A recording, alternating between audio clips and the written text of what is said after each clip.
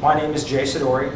I am a member of the VATA. And I'm Becky Bowers-Lanier, and I'm the advocacy consultant for the association. And this brief video will help you understand how to contact your legislator. And so, Becky, you talked about 3 rules a little bit earlier of how to contact your legislator. Number 1 rule was, get to know them before you need them. Can you talk a little bit about that? Yeah, we always think about how important it is to reach them in Richmond, but Richmond is only a very short period of time when they're there during the General Assembly session. Right. So you want to get to know them in the districts, and let me back up just to make sure everybody understands. We're talking about state legislators, state delegate, state senator.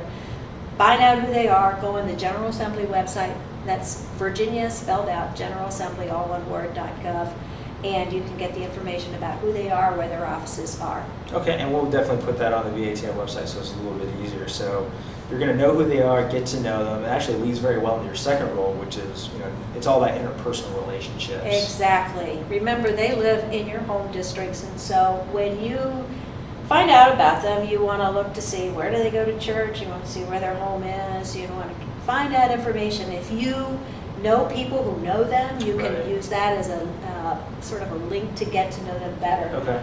When you meet them, you say, hey, I know so-and-so, and I understand your Okay. kid goes to school with this person's kid, and he's a neighbor of Okay. mine, and we work together, and it's like 6 degrees of separation. Right. That's what you're working So with. it's really trying to cultivate that, just like during an interview, doing your homework, knowing who they are, how Yeah. to make the connection with them, and try to, really get to know them on a personal level. Yes. Okay, very good.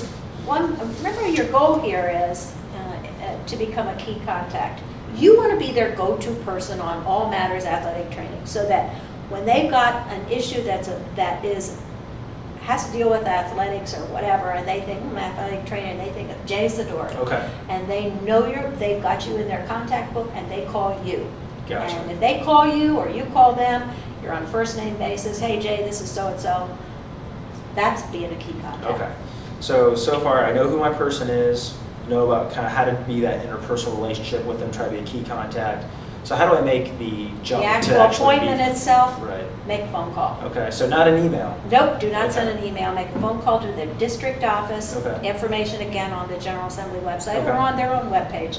And then indicate that you want to come in, have a conversation. Okay, and asking for an appointment for about 15 minutes, is that about Yeah, you how much want we're to asking for? try for 15 minutes. That doesn't mean that you won't be there longer. Often they have time to talk when they're not in the General Assembly in Richmond, and so you may be there for a longer period of time. But Okay. you want to make sure you've got your information so that you're finished within 10 minutes, and then have a Okay. few minutes for Q&A. All right, well, very good. So just in summary, the 3 points that we talked about, the 3 rules, is number 1, get to know them before you need them. Number 2, it's all about interpersonal relationships. And finally, meet with them in the home district. Not so much in Richmond, always important, of course, but to try to make sure you make time to go do that And call them. and call them. Gotcha. All right, well, thank you very much. I appreciate your time today. It was great.